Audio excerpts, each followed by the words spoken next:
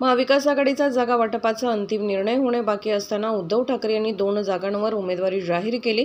आघाडी धर्म पाळला असता तर बरे झाले असते। चर्चा सुरू असताना उमेदवार घोषित करणे यामुळे आघाडी धर्माला गालबोट लागले। यावर त्यांनी पुनर्विचार करावा। प्रकाश आंबेडकर यांना 4 वरून अजून एखादी जागा वाढवून देता आली असती।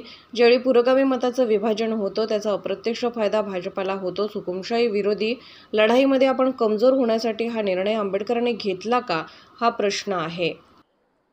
महाविकास आघाडीच्या जागांच्या बैठकीतील निर्णय अंतिम होणे बाकी असताना आणि पुन्हा उद्धव ठाकरेजी साहेब आणि शरद पवार साहेब आणि काँग्रेस या महाविकास आघाडीची बैठक आणि चर्चा ही संपली नसताना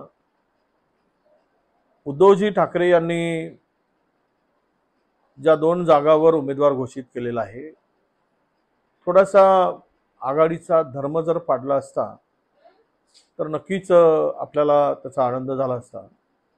शेवट 3ही पक्ष मिळून अंतिम निर्णय घ्यायचा असतो आणि चर्चा संपली नाही, चर्चा सुरू आहे।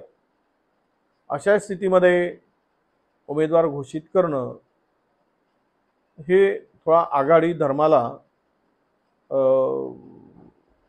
निश्चितपणे थोडा गालबोट लावल्याच्या सारखं मला वाटतं। यावर त्यांनी जर पुनर्विचार केला तर सगळे 3ही पक्ष मिळून खुल्या मनाने या निवडणुका आपल्याला पार पाडता आल्या असत्या। प्रकाश आंबेडकर साहेबांना 5 जागांच्या संदर्भात देण्याची चर्चा महाविकास आघाडीमध्ये झाली। 4 वरून पुन्हा एखादी जागा वाढवून देता आली असती, परंतु प्रकाशजी आंबेडकर यांनी जो निर्णय घेतला तो सुद्धा मला वाटतं की भाजपच्या पत्त्यावर किंवा भाजपला आपण इनडायरेक्टली मदत करणारा ठरेल। कारण ज्यावेळेस पुरोगामी मतांचं विभाजन होतं त्यावेळेस त्याचा फायदा भाजपला होत असतो।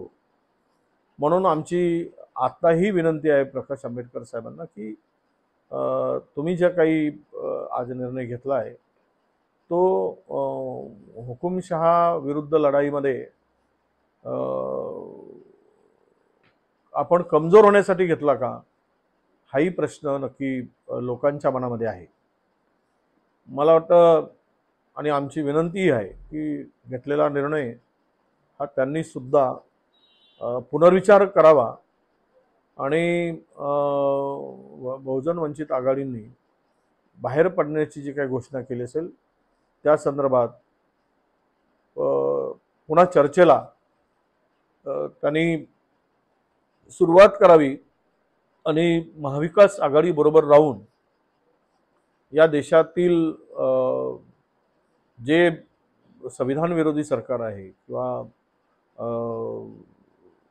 हुकुमशाही वृत्तीचं सरकार आहे, या सरकारचं अधपतन करण्यासाठी जर सोबत राहिले तर नक्की आनंद होईल, अशी आमची त्यांना विनंती आहे। मी सांगितल्याप्रमाणे आघाडीचा धर्म सगळ्यांनीच पाडला पाहिजे, तो शिवसेनेने सुद्धा पाडावा आणि उमेदवारी घोषित जी काही केली गेली त्या संदर्भात ते पुनर्विचार करतील अशी आमची अपेक्षा आहे। शेवट 3ही पक्षांनी मिळूनच महाराष्ट्रामध्ये इंडिया आघाडी मजबूत करून महाविकास आघाडीच्या माध्यमातून निवडणुकीला सामोरं जायचं आहे आणि चर्चेचं गुऱ्हाळ संपलं नसताना अनपेक्षितपणे त्यांनी किंवा अचानक त्यांनी ज्या जागा घोषित केलेल्या आहेत त्या संदर्भात खरंच कार्यकर्त्यामध्ये सुद्धा नाराजीचा सूर आम्हाला दिसतो आहे।